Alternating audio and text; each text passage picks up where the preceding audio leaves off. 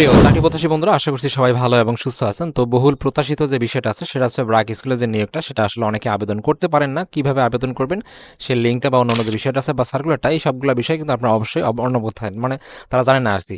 তো এইখানে যে বিষয়টা আছে সেটা হচ্ছে যে আপনার ব্র্যাক স্কুলের যে আবেদনটা আছে বা সার্কুলারটা আছে কোথায় পাবেন এবং কিভাবে আবেদন করবেন, এই সবগুলো বিষয় সহ আজকে এখানে আমাদের সবকিছু দেখানোর চেষ্টা করবো। এবং আবেদনটা খুব সিম্পলি আবেদন।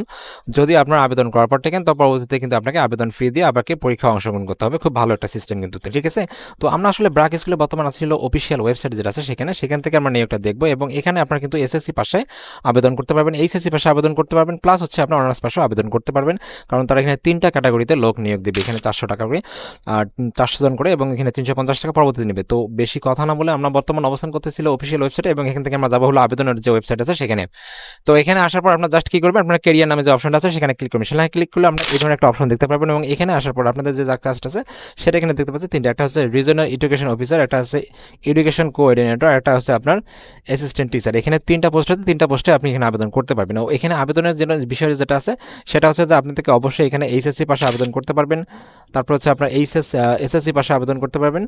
আর একটা যেটা আছে সেটা হচ্ছে ব্যাচেলর ডিগ্রি আপনারা আবেদন করতে পারবেন। এবং এখানে যে বিষয়টা আছে কীভাবে আবেদন করেন, আবেদনের প্রসেসটা, সেটা হচ্ছে যে অবশ্যই আপনাকে কী করতে হবে, আবেদন করতে হবে কোন প্রসেসে। জাস্ট এখানে আসার পর আপনি অ্যাপ্লাই নাও বাটনটা যেটা আছে সেখানে ক্লিক করবেন। এখানে ক্লিক করার পর আপনাদের কী হবে, যে পুরো নিয়োগটা আছে ব্র্যাক প্রাথমিক যে বিদ্যালয় আছে সরকার অনুমোদিত, এই ফর্মে নিয়ে আসবে। এখানে আসার পর জাস্ট অ্যাপ্লিকেশন ফর্ম আছে, এবং এখানে আপনি এখানে আইডি দিয়ে আছে, এটা সেভ করে নেবেন। তারপরে আপনি এখানে পোস্ট পজিশনের নাম দেওয়া থাকবে। আপনি এখানে অ্যাসিস্ট্যান্ট টিচার দিলে অ্যাসিস্ট্যান্ট টিচার, যদি কোঅর্ডিনেটর দেন কোঅর্ডিনেটর, রিজনাল দেন রিজনাল, যেটা দেবেন সেটা দিয়ে আপনি আবেদন করতে পারবেন। এখানে দেওয়ার পর আপনার নাম দিবেন, আপনার গার্ডিয়ানের নাম দিবেন, মোবাইল নাম্বার দিয়ে দেবেন, ইমেল অ্যাড্রেসটা দিয়ে দেবেন আপনার সুন্দর করে, এবং এখানে এনআইডি কার্ডের নাম্বারটা দিয়ে দেবেন।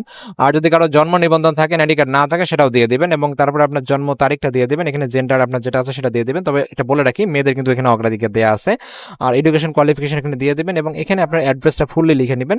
তারপরে যেটা আছে অবশ্যই আপনাকে যে ডকুমেন্টটা আছে পুরাটাই অবশ্যই আপনাকে একটা সিভি সহ আকারে সবগুলো, যেমন এখানে কি কি ডকুমেন্ট আপলোড করতে হবে একবারে অ্যাটাচ করে, সেটা হচ্ছে পাসপোর্ট সাইজের ছবি, academic certificate, national ID card এবং এক্সপিরিয়েন্স যদি থাকে সেটাও সহ দিয়ে দিবেন। দেওয়ার পর আপনার অবশ্যই কি করবেন, সাবমিটে ক্লিক করবেন চেক করে। তারা এখানে বলছে যে আবেদনপত্র পর্যালোচনার পর শুধুমাত্র নির্বাচিত প্রার্থীদের সাথে যোগাযোগ করা হবে। পরবর্তীতে নির্বাচিত প্রার্থীদের পরীক্ষার ফি বাবদ 350 টাকা জমা নেবে।